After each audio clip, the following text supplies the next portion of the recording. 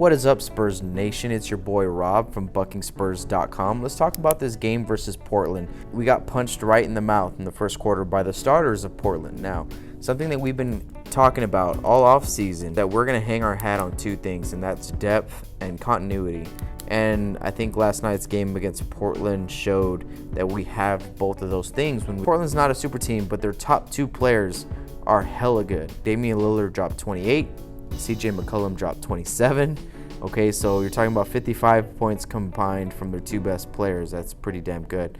But then they fall off. We had two guys off the bench score in double figures. Derek White had 21 points. Patty Mills had 12. Everyone else chipped in. Rudy Gay had 8. Everyone else kind of just chipped in here and there, but we're hella deep. Whereas, Portland, top two guys combined for 55. Then their next three best scorers combined for 31, and then that was it. It was slim pickings after that, after their top five guys. They're not as deep as us, and that's something that's going to help us throughout this season. But talking about last night's game, I mean, they came out just gunning for us. They hit us right in the mouth 2 or 3 times, and we didn't respond. We ended up being down 19-3 at one point. It wasn't until Derek White got in the game where things started turning for the better, and got a few reps with the starting unit. He had Patty there ready to check in too, but he called Patty back and said like, hey, let Derek get in there with the whole starting unit and let's see what happens. And let me tell you, everything changed. Creating more on the offensive end, shots became a little bit more easier to get. As much as him and DeJounte are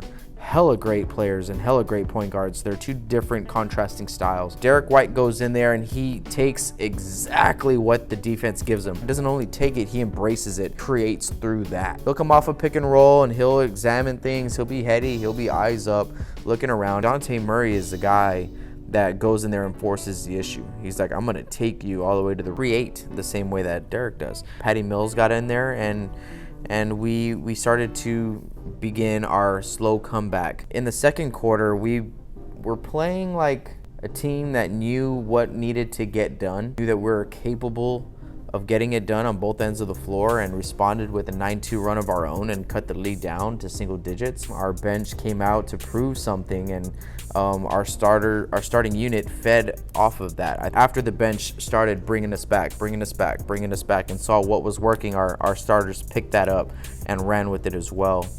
There was a point where Pop pulled DJ off the court for trying to make some like around the back move to the basket, ended up turning it over. And let's talk about the turnover battle as well.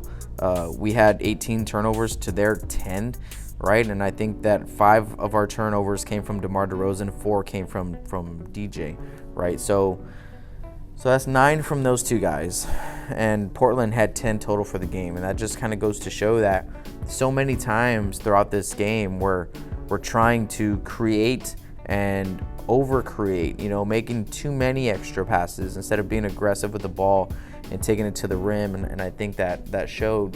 I mean, we turn it over 18 times to a team like Portland. That's not good. So DeJounte Murray gets pulled out, and Pop yells at him.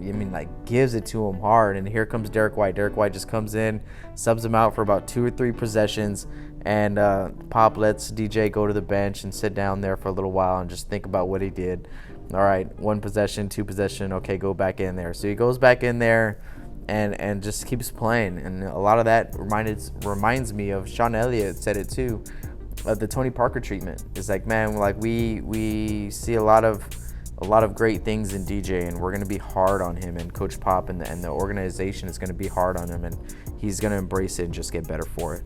So in the third quarter, we started to realize that Portland is very good for about 3 or 4 players. So it's not if, but when Lillard goes and CJ go through a shooting slump throughout the game, because they're not going to shoot lights out for the whole game. So when they do take that dip in efficiency and they start missing a lot of shots, that's when we got to take advantage. Now, the fourth quarter was a totally different story. It became the Damion Lillard show, and I mean, that guy is scary. He scored about 16 straight points quarter to get his team back into the game. Heroic effort and display of shooting ability. He's so savvy and knew when to take his shots and when not to take his shots. I don't think that there was going to be anything that anyone can do to stop Damion Lillard. He torched Derek White late in the fourth quarter. I was waiting to see if we were going to pull DeJounte off the bench and put him back in there on Damion, but I guess that he had maybe hit his minute mark. So Derek White stayed on the floor.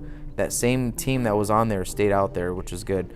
Lillard ended up barely missing a game-tying double pump, fading to the right, ridiculous, very well contested by White three-point shot, that almost put the cherry on top of a perfectly played quarter by this guy. He almost sent us to overtime, and luckily that thing just kind of rattled out, and we walked away with the W's. At the end of the day, we fought and we battled. We both gave up 19-point leads. They got us early. We gave one up at the end of the game. DeJounte scored 7 points. Bryn Forbes scored 14 points, right? So let's compare backcourts. 21 points from Bryn Forbes and DeJounte. Damion Lillard and CJ McCollum combined for 55. My last video is in no particular order. I don't think they're the best backcourt in the Western Conference, but they're definitely up there. They should be, because those two guys together, I'm not saying that Portland's great, because obviously they're not that deep at all. Past Rodney Hood, I don't even know who any of these guys are on their team. Together, those two guys are pretty damn good. Derek White had the best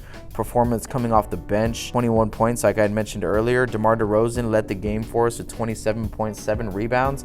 Now the thing that concerns me with DeMar DeRozan here, is if I'm just looking at the stat sheet, is 0 assists to 5 turnovers.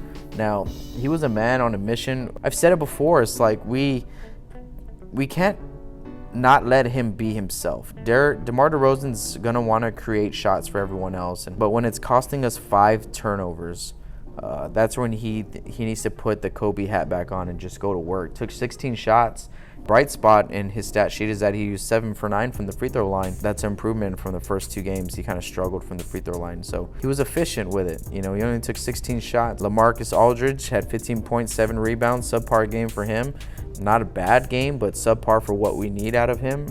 He took 18 shots. Lonnie didn't play. I think we're all just waiting here to see Lonnie. He's going to get his opportunities. Opportunities going to come. I don't hate what we're doing with Lonnie Walker. We are being patient. We're playing the long game with him. I think that we know his opportunity is going to come, and it's just up to him to take that opportunity and really not let it go when it becomes his. Rebounding battle, we won by 1 rebound, 50-49. It was a close game. Big stat here is what I've been talking about all game, is our depth. Our bench scored 50 points compared to their 31 points, right? So our bench just torched their ass. That was what got us back in this game, obviously, was we had Rudy, Marco, Patty, Derek White, and Jakob out there, either LaMarcus or DeMar. With those bench guys out on the floor, those lineups were very effective. 3-point percentage really quick. We shot 7 for 22, took 22 threes, made 7. Portland took 33 threes and made 10. So at the end of the day, we're more efficient from that stat, 31.8%. versus their 30%. So very slight edge on Portland on the 3-ball game tonight. I think that's where we want to be. We want to take 20 to 25 shots and try to make 10. We want to make 10 or 11 or 12 threes. But we don't want to take 33 like Portland, because we need to take more mid-range shots, because that's where our best players are most effective. At the end of the day, it's a win. We're going 3-0, protecting our home court. It was a tough win. These 3 games is a series of close, tough games that are proving that we have a lot of learning to do, and as we go out there on the season, no team is to be taken lightly, even in the AT&T Center, because they're coming out and they're giving us good games. New York gave us a tough one. Washington and Portland took us down to the wires. Thinking about Portland now, man, I always put them in the top of in the middle of the pack or towards the top of the Western Conference at the end of the day, because they're going to win games. Damion Lillard is just that good, but man, they're not deep. They're not deep at all. They need to make some type of trade to bring in some help. I don't know. I'm a little worried for Portland. I like Portland. Go Spurs, go. We'll catch you on the next episode.